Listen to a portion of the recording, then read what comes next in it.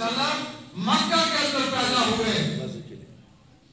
قریش کا خاندان ہے اور قریش کے خاندان میں بھی بنی ہاشم ایک شاخ ہے, اس شاخ میں پیدا ہوئے محمد عربی صلی اللہ علیہ وسلم.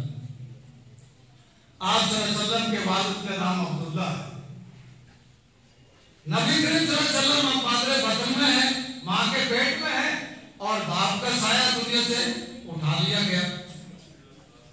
محمد صلی اللہ علیہ وسلم یتیم پیدا ہوئے, اور اسی لیے تو آپ صلی اللہ علیہ وسلم نے فرمایا یتیموں کا ماوا, یتیموں کا غمخوار مجھ سے زیادہ کون ہو سکتا ہے. محمد عربی صلی اللہ علیہ وسلم فرماتے ہیں میں یتیم پیدا ہوا ہوں, یتیمی کا احساس مجھے ہے, مجھ سے پوچھو یتیمی کا احساس کیا ہوتا ہے. میں تو اپنی ماں کے پیٹ میں تھا اور باپ پہلے ہی چلے گئے, آپ پہلے گزر گئے. محمد رسول اللہ صلی اللہ علیہ وسلم یتیم پیدا ہوئے, اور اسی لیے تو محمد صلی اللہ علیہ وسلم کو یتیموں سے زیادہ محبت ہے, زیادہ پیار ہے. اور میں یہ عرض کر رہا تھا ایک کامل انسان, مکمل انسان جس میں تمام جوہر جو ہے وہ بھرپور ہو, اس انسان کو ربیع الاول کے مہینے میں پیدا فرمایا مکہ کے اندر, اور محمد نام رکھا گیا. عبد المطلب جو دادا تھا اس نے محمد نام رکھا. لوگوں نے پوچھا عبد المطلب اپنے پوتے کا نام یہ نام تو پہلے سے کوئی اس قسم کے نام ہماری برادری کے اندر نہیں رکھا گیا, یہ کیوں؟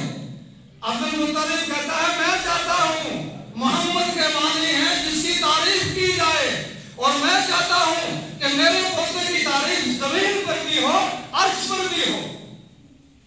یہ دادا کے الفاظ. اور پھر ماں نے احمد نام رکھا جس کے معنی ہے بہت زیادہ تعریف کیا گیا. احمد اور محمد یہ نام ہے ہمارے نبی صلی اللہ علیہ وسلم کے. لوگوں کو یہ بھی معلوم نہیں ہوتا ہمارے نبی کا نام کیا ہے. ہمارے نبی کے باپ کا نام عبداللہ, ماں کا نام آمنہ, جس نے دودھ پلایا وہ دائیا جو ہے وہ دائیا ہے حضرت حلیمہ رضی اللہ تعالیٰ. کم از کم آپ صلی اللہ علیہ وسلم کی سیرت کے بارے میں محمد صلی اللہ علیہ وسلم کے کنبہ گھرانا آپ کے اہل و عیال واقفیت ہونی چاہیے, واقفیت ہونی چاہیے. تو میں نے جو آج سے کریم آپ کے سامنے تلاوت کی ہے اس میں اللہ تبارک و تعالیٰ نے ایک بنیاد بتا دی مسلمانوں کو کہ اگر کسی کے قدم با قدم چلنا ہے, کسی کے پیچھے چل کر اگر کامیابی کی اور کامیابی کی جانب اگر چلنا چاہتے ہو تو یہ صرف دنیا کے اندر ایک ہستی ہے, اور وہ ہستی ہے محمد رسول اللہ صلی اللہ علیہ وسلم. آپ صلی اللہ علیہ وسلم ایک کامل انسان تھے. آپ صلی اللہ علیہ وسلم نے بادشاہی کر کے بھی دکھائی, فقیری کر کے بھی دکھائی. آپ صلی اللہ علیہ وسلم نے مزدوری کر کے بھی دکھائی, اور مزدوری پر بکریاں چلا کر بھی دکھائی. اور محمد صلی اللہ علیہ وسلم نے حکمرانی کر کے بھی دکھائی. آپ صلی اللہ علیہ وسلم نے لاکھوں دینار جو ہے وہ ایک دن میں لوگوں میں لٹا دیے, صدقہ خیرات کر دیے, اور اسی دن شام کو محمد صلی اللہ علیہ وسلم کے چولہے میں آگ نہیں جلی کیونکہ پکانے کے لیے کوئی چیز نہیں ہے. لاکھوں دینار جو ہے وہ لٹا دیتے ہیں, غریبوں میں تقسیم کر دیتے ہیں. اکیلی کر کے بھی دکھائی, امیری کر کے بھی دکھائی, حکمران بھی بنے. آپ صلی اللہ علیہ وسلم نے شادیاں بھی کی. 3 اشخاص کا جو ہے وہ حدیث مبارکہ کے اندر ایک قصہ آتا ہے مسلم شریف کے اندر کہ 3 آدمی تھے, اور ان تینوں نے آپس میں مشورہ کیا اور محمد صلی اللہ علیہ وسلم کی ازواج مطہرات کے پاس چلے گئے.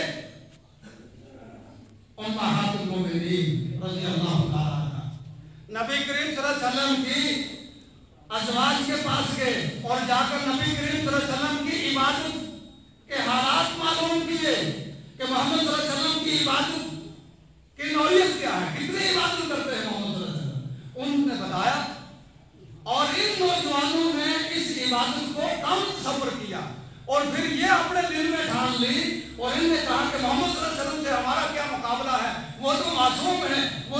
لی ہیں ان کے گناہ کو اللہ تعالیٰ نے معاف فرما دیے ہیں، اور بعد میں جو اس کے بعد کوئی ان سے اگر لفزش ہوئی اس کو بھی معاف فرما دیں گے، ان سے ہمارا کیا مقابلہ ہے؟ لہذا ہمیں بہت زیادہ عبادت کرنی چاہیے۔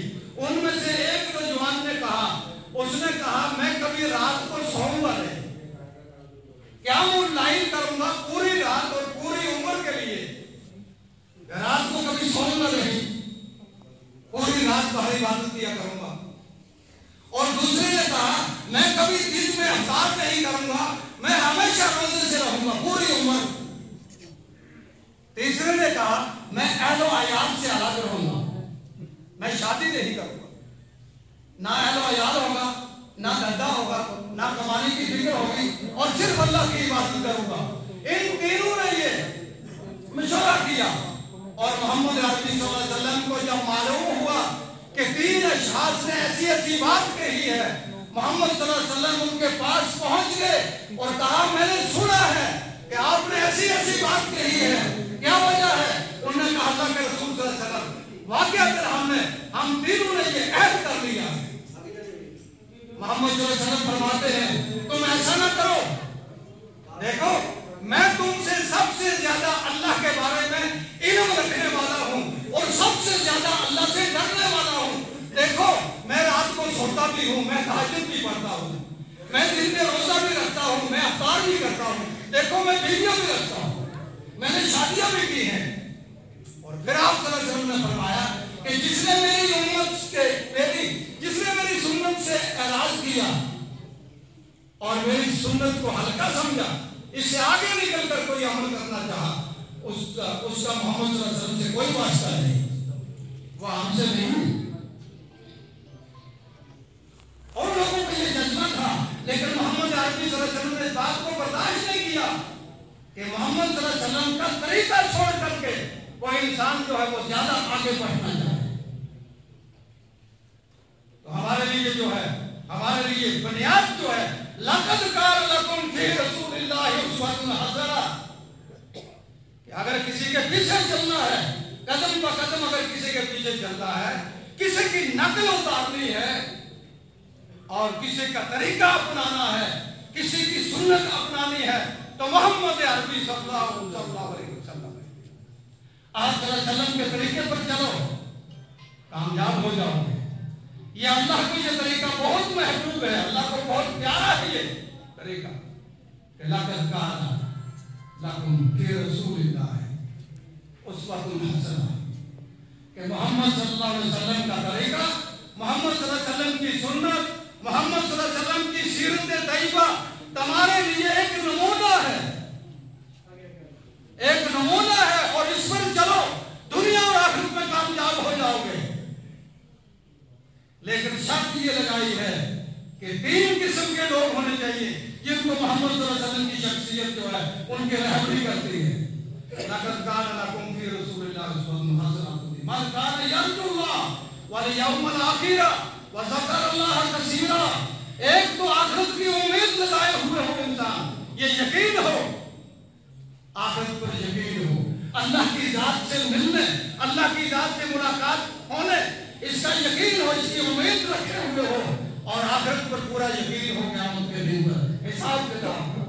وَذَكَرَ اللَّهَ كَثِيرًا، اور پھر اس کی زبان پر اللہ کا ذکر بھی ہو، پھر تو محمد صلی اللہ علیہ وسلم اس کے رہبر ہیں، اس کے رہنمائی کرنے والے ہیں، اور اس کی رہنمائی اس کو راستہ دکھانے والے ہیں۔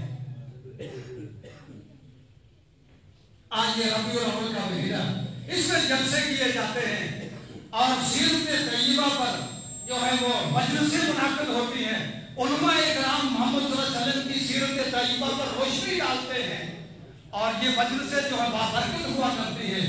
اس میں جمعہ پر کسی بھی تقریر کے اندر، کسی بھی اجتماع کے اندر محمد عربی صلی اللہ علیہ وسلم کا ذکر خیر ہوتا ہے، آپ صلی اللہ علیہ وسلم کی زندگی کے بارے میں، آپ صلی اللہ علیہ وسلم کی حیات کے بارے، حیات طیبہ کے بارے میں علماء اکرام جو ہے بیان کرتے ہیں، تاکہ محمد صلی اللہ علیہ وسلم کی پیروی بھی ہمارے دل میں ہو، آپ صلی اللہ علیہ وسلم کی اطاعت بھی ہو، آپ صلی اللہ علیہ وسلم سے محبت بھی ہو، پھر تو بات بنتی ہے۔ اللہ تعالیٰ ہمیں عمل کی توفیق عطا فرمائے۔ محمد صلی اللہ علیہ وسلم کی ایک ایک سنت پر عمل کرنے کی توفیق عطا فرمائے۔ اللہ تبارک و تعالی ہم سب کی حاضری قبول فرمائے۔ جتنے لوگ بھی ہم مسجد میں آئے ہیں اللہ تعالیٰ سب کا آنا قبول فرمائے۔ اللہ تعالیٰ سب کے گھروں کی حفاظت فرمائے۔ ہمارے قریب والے قبرستان کے اندر جتنے لوگ لاکھوں من مٹی کے اندر پڑے ہیں اللہ تعالیٰ ان کی مغفرت فرمائے۔ اللہ تبارک و تعالیٰ اس مسجد کی اس مدرسے کی حفاظت فرمائے، اور جو لوگ اس کا تعاون کرتے ہیں اپنا مالی جانی ہر لحاظ سے اللہ تبارک و تعالیٰ دنیا میں اور آخرت میں ان کو رنگ دے۔ اللہ تعالیٰ ان کو کامیابی اور کامیابی سے ہمکنار کرے۔ وآخر دعوانا الحمدللہ رب العالمین وصلی اللہ تعالیٰ علی خلقہ محمد وعلی آلہ وصحبہ اجمعین آمین۔